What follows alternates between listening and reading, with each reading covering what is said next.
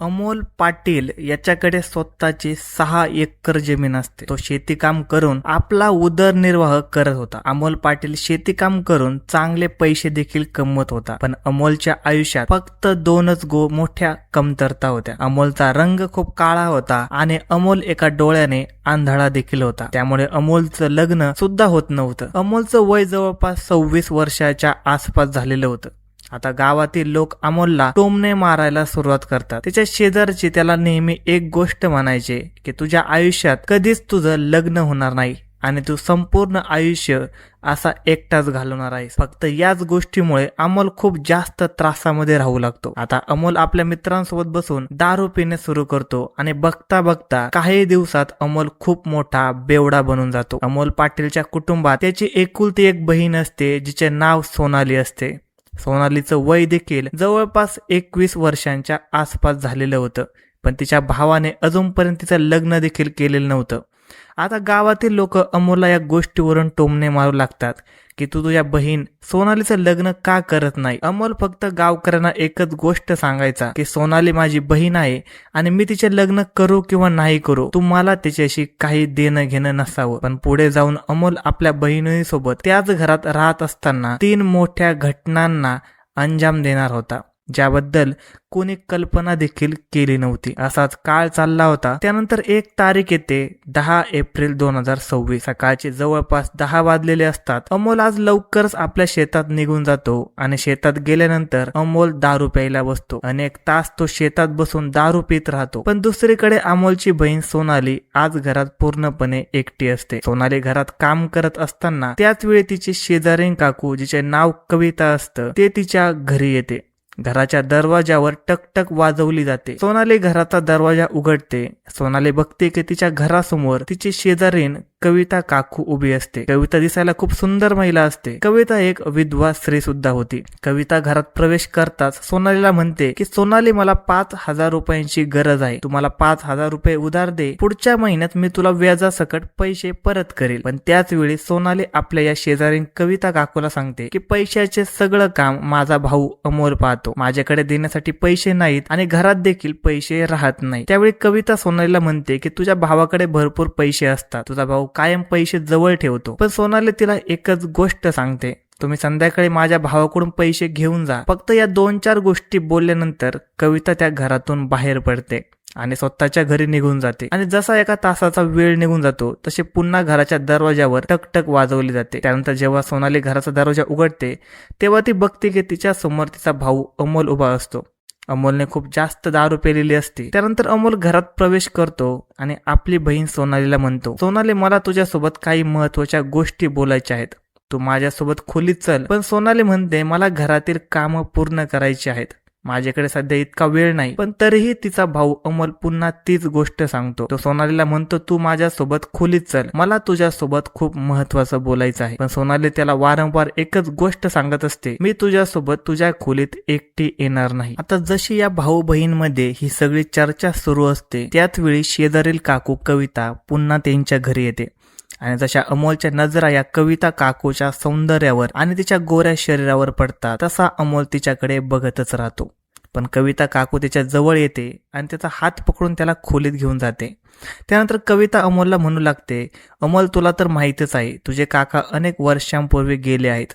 माझ्या घरात कमवणारं कोणी नाही. मला माझ्या छोट्या छोट्या 2 मुलांच्या शाळेची फी भरायची आहे. घरात रेशन आणण्यासाठी सुद्धा पैसे नाहीत. तुम्हाला पैसे व्याजावर दे. तसा अमोल हा महिला कवितेच्या सगळ्या गोष्टी ऐकतो. तसा तो कविताला म्हणतो, हे बघ काकू, मी तुला पैसे देऊ शकतो, पण त्या बदल्यात मला तुझ्यासोबत शरीर संबंध करायचे आहेत. जसे या गोष्टी स्पष्ट शब्दात बोलल्या जातात तशी कविता सुद्धा काही कमी नसते. कविता त्याच वेळी अमोलला म्हणते, मी तुझ्या सगळ्या गरजा पूर्ण करू शकते, तुझ्यासोबत शरीर संबंध करू शकते, पण तुलाही माझ्या सगळ्या गरजा पूर्ण कराव्या लागतील. त्यानंतर अमोल सुद्धा तयार होतो आणि अशा प्रकारे कविता आता अमोलला म्हणते, तू मला 5,000 रुपये दे आणि आज रात्री जवळपास 10 वाजता माझ्या घरी ये, मी तुझी प्रत्येक इच्छा पूर्ण करेन. जशी अमोलला ही गोष्ट सांगितली जाते तसा अमोल खूप खुश होतो. तो त्यावेळी कविता काकूंना 5,000 रुपये देतो आणि म्हणतो, मी आज रात्री नक्की तुझ्या घरी येईन. त्यानंतर कविता ते 5,000 रुपये घेऊन त्या घरातून बाहेर पडते आणि अशा प्रकारे अमोल सुद्धा त्याच वेळी घरातून बाहेर पडतो. बाहेर पडल्यानंतर तो थेट आपल्या शेतात जातो. शेतात आपल्या मित्रांसोबत बसून दारू प्यायला सुरुवात करतो. बघता बघता संध्याकाळ होते. संध्याकाळ होताच रात्रीचे जवळपास 9 वाजतात. अमोलला तेव्हाच आठवते की त्याला शेजारी कविता काकूंच्या घरी सुद्धा जायचं आहे. अशा प्रकारे आता अमोल आपल्या शेतातून बाहेर पडतो आणि बघता बघता तो गावात पोहोचतो. तोपर्यंत रात्रीचे जवळपास 10 वाजलेले असतात. त्यानंतर अमोल आपल्या शेजारील कविता काकूंच्या दरवाजावर टकटक करतो आणि त्यानंतर कविता घराचा दरवाजा उघडते. कविता बघते की तिच्या समोर अमोल हा उभा असतो. त्यानंतर अमोलला बघून कविता हसत हसत त्याचा हात पकडते आणि त्याला आपल्या खोलीमध्ये घेऊन जाते. घराचा मुख्य दरवाजा बंद केला जातो. अमोल खोलीत गेल्यानंतर बघतो की कवितेची दोन्ही लहान मुले गाढ झोपलेली असतात. त्यानंतर कविता अमोलला म्हणते, आज पूर्ण रात्र मी तुझ्यासोबत घालवेन, पण तुला मला अजून काही पैसे द्यावे लागतील. अमोल त्याच वेळी आपल्या खिशातून काही पैसे काढतो. ते पैसे तो कविताला देतो आणि त्यानंतर ते दोघेही आपापल्या संमतीने एकमेकांसोबत कामक्रीडा करू लागतात. दोघेही आपापल्या गरजा पूर्ण करून घेतात आणि जसे त्यांचे हे सर्व काही संपते तसा अमोल कविताला म्हणतो, आता मी कायम तुझ्या घरी येत राहीन. कविता सुद्धा ही ऐकून खूप खुश होते. आता कविता मनात विचार करू लागते की अमोलकडे भरपूर पैसे आहेत, त्याच्याकडे चांगली जमीन आहे आणि आता हा अमोल नावाचा मुलगा तिच्या सगळ्या गरजा पूर्ण करत राहील. दुसरीकडे अमोल सुद्धा मनात विचार करू लागतो की त्याचे अजून लग्न झाले नाही आणि आता त्याला लग्न करण्याची सुद्धा काही गरज नाही. तो आपला वेळ या कविता नावाच्या महिलेसोबतच घालवेल आणि अशा प्रकारे आपले काम पूर्ण केल्यानंतर अमोल त्या घरातून बाहेर पडतो आणि स्वतःच्या घरी परत येतो. आता तर अमोलला जेव्हा वाटायचे तेव्हा तो घरातून बाहेर पडायचा. दारू पिल्यानंतर तो कविता काकूच्या घरी यायचा आणि कवितेच्या इच्छेने तिच्यासोबत कामक्रीडा करायचा. त्यानंतर कविता त्याच्याकडून काही पैसे घ्यायची आणि मग अमोल त्या घरातून निघून जायचा. अनेक दिवसांचा वेळ निघून गेल्यानंतर एक तारीख येते 20 एप्रिल 2026 ची. सकाळचे जवळपास 10 वाजलेले असतात. सोनाली घरात काम करत असते तर तिचा भाऊ अमोलही घरात बसलेला असतो. तेव्हाच अमोलला दारूची तलब होते. अमोल त्याच वेळी आपल्या बहीण सोनालीला म्हणतो, सोनाली तू माझ्यासाठी जेवण तयार करून ठेव, मी एका तासात घरात परी येतो. अशा प्रकारे आता अमोल घरातून बाहेर पडतो. पण मध्येच त्याची भेट त्याचा मित्र विकास सोबत होते. विकासला माहिती असते की अमोल कायम आपल्याजवळ पैसे ठेवतो आणि विकास नेहमीच याच गोष्टीचा फायदा घेत असतो. विकास त्यावेळी अमोलला म्हणतो, चल तुझ्या शेतात जाऊ, तिथे बसून दारू पिऊ. अमोल सुद्धा तयार होतो. त्यानंतर अमोल आणि विकास दोघेही शेतात जातात. शेतात गेल्यानंतर अमोलने तिथे आधीच दारू ठेवलेली असते. अशा प्रकारे अमोल आणि विकास हे दोघे जण बसून दारू प्यायला सुरुवात करतात. पूर्ण दिवस निघून जातो आणि जसे संध्याकाळचे जवळपास 7 वाजता तसा विकास म्हणू लागतो, अमोल आता मला माझ्या घरी जावं लागेल, संपूर्ण दिवस निघून गेला आहे आणि आज मी पूर्ण दिवस तुझ्या सोबतच घालवला आहे, आता मला घरी जायचं आहे. तेव्हा विकास म्हणतो, चल मी तुला माझ्या घरापर्यंत सोडून देतो. त्यानंतर विकास अमोलला आपल्या मोटरसायकलवर बसवतो आणि त्याला त्याच्या घरी सोडतो. तोपर्यंत रात्रीचे जवळपास 8:30 वाजलेले असतात. अमोल जसा आपल्या घरात प्रवेश करतो तसा तो बघतो की त्याची बहीण सोनाली घरात जेवण बनवत असते. त्यानंतर दारूच्या नशेत असलेला अमोल आपली बहीण सोनाली जवळ जातो आणि तिला म्हणतो, सोनाली मला तुझ्यासोबत काहीतरी महत्वाचं बोलायचं आहे, एक महत्वाचं काम आहे, तू माझ्यासोबत खोलीत चल. पण त्याची बहीण त्याला म्हणू लागते की मी तुझ्यासोबत खोलीत येणार नाही आणि अशीही माझी आज तब्येत खूपच खराब आहे. जशी एक गोष्ट अमोल ऐकतो तसं तो म्हणू लागतो, मग तू डॉक्टर कडून औषध का घेतलं नाही? तेव्हा सोनाली म्हणते, मला तुझ्याशी काही देणं घेणं नाही, तू असे घर जेवण करून आपल्या खोलीत जाऊन झोप. पण अमोल मनात विचार करू लागतो की आता मला कविता काकूंच्या घरी जायचं आहे. त्यानंतर अमोल घरातून बाहेर पडतो. घरातून बाहेर पडताच तो आपला मित्र विकासला फोन करतो आणि त्याला आपल्या घरासमोर बोलावतो. जसा विकास त्याच्या जवळ येतो तसा तो विचारतो, तू पुन्हा मला का बोलावलं? अमोल म्हणतो, मला अजून दारू प्यायची आहे. त्यानंतर ते दोघे दारूच्या दुकानावर जातात. तिथून दारू घेतली जाते आणि दारू घेतल्यानंतर दोघेही बराच वेळ बसून दारू पित राहतात. जेव्हा दोघांनाही जोरदार नशा होते तेव्हा अमोल आपला मित्र विकासला म्हणतो, माझ्या शेजारी एक विधवा काकू राहते, त्या शेजारीचं नाव कविता आहे. आजकाल मी तिच्या सोबत शरीर संबंध करत असतो.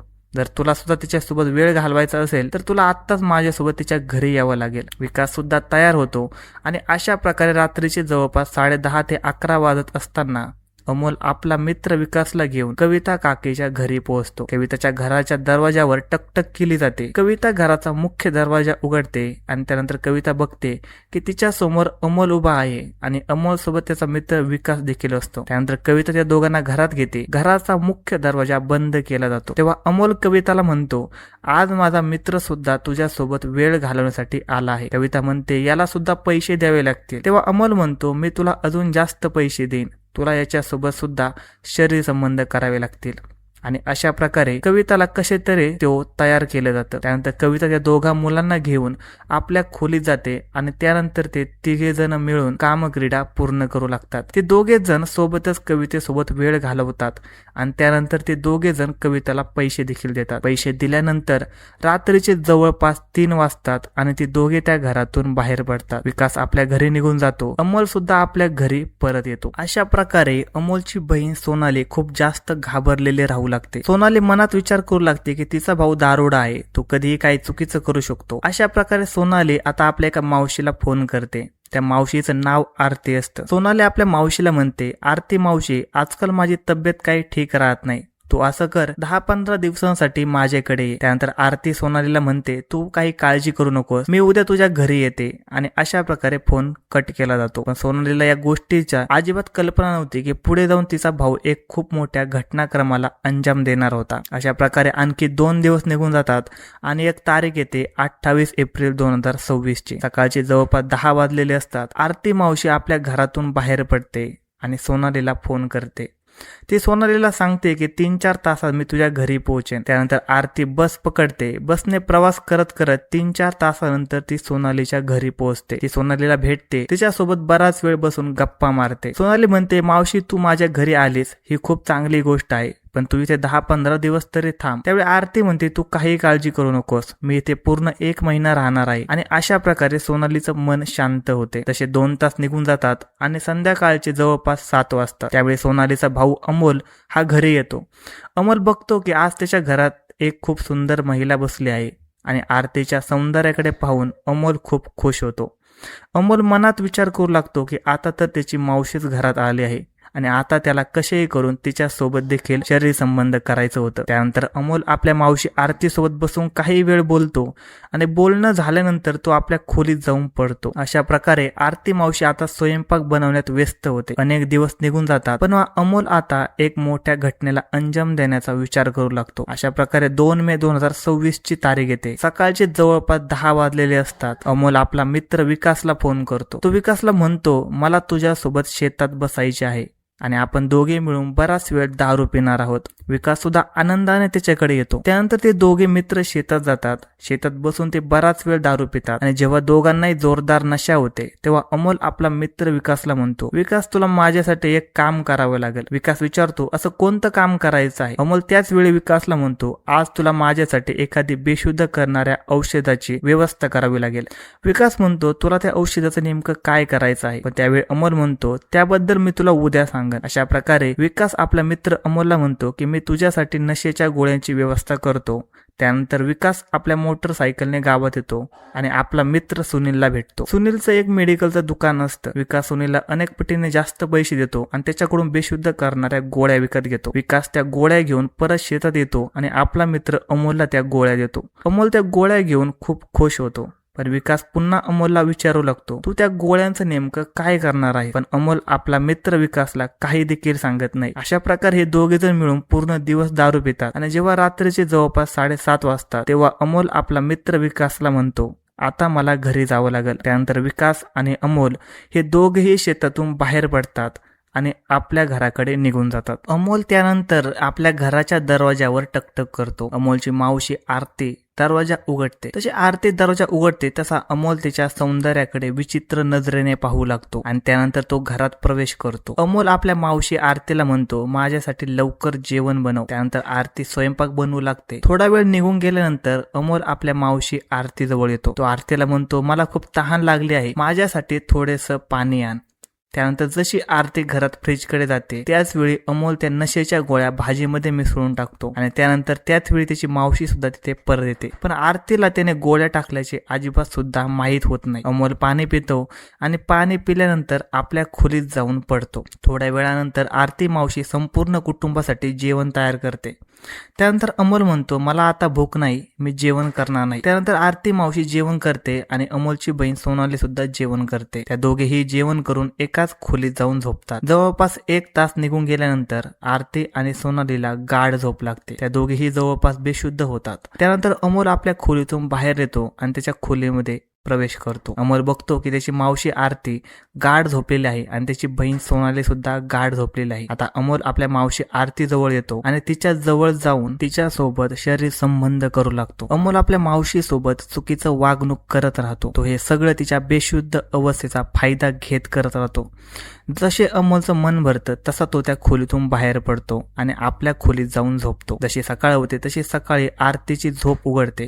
आरती बघते की तिच्या अंगावर एकही कपडे नसतात. ती पूर्णपणे विवस्त्र अवस्थेत असते. जशी ती स्वतःची अशी अवस्था बघते तशी तिची भीतीने अवस्था खराब होते. तिचे डोळे मोठे होतात. त्यानंतर आरती अनेक वेळा सोनालीला आवाज देते आणि जशी सोनालीची झोप उघडते तशी ती आपल्या मावशीची अशी अवस्था पाहून हादरूनच जाते. आता सोनाली आपल्या मावशी आरतीला म्हणू लागते, मावशी तुझ्यासोबत हे सगळं माझा भाऊ अमोलनं केलं आहे.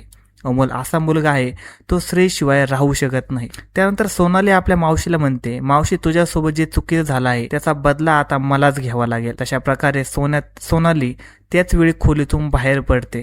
बाहेर पडल्यानंतर ती थेट स्वयंपाकघरात जाते. स्वयंपाकघरात भाजी कापण्यासाठी एक चाकू ठेवलेला असतो.